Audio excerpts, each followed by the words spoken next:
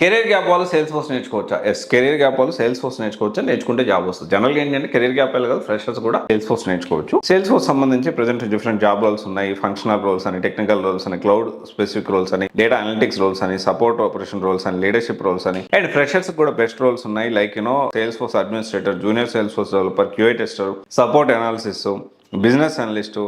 అయితే ఇక్కడ విషయం ఏంటి అంటే దీనికి సంబంధించి సేల్స్ ఫోర్స్ ఐన్స్టీన్ అని కొత్తగా వచ్చింది, చాలా బాగా పాపులర్ అవుతుంది.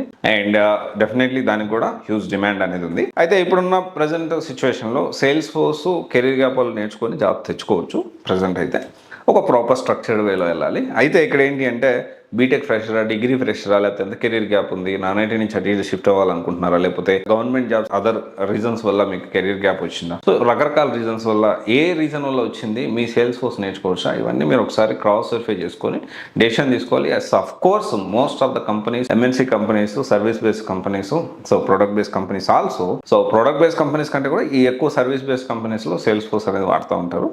అండ్ సేల్స్ ఫోర్స్లో మంచి సాలరీస్ కూడా ఉంటాయి, లైక్ అరౌండ్ 30 to 40 lakhs వరకు కూడా వెళ్ళేదానికి ఛాన్స్ ఉంటుంది. ఇది ఒకసారి ఆలోచించండి. Thank you. దిస్ ఇస్ రా సైనింగ్ ఆఫ్.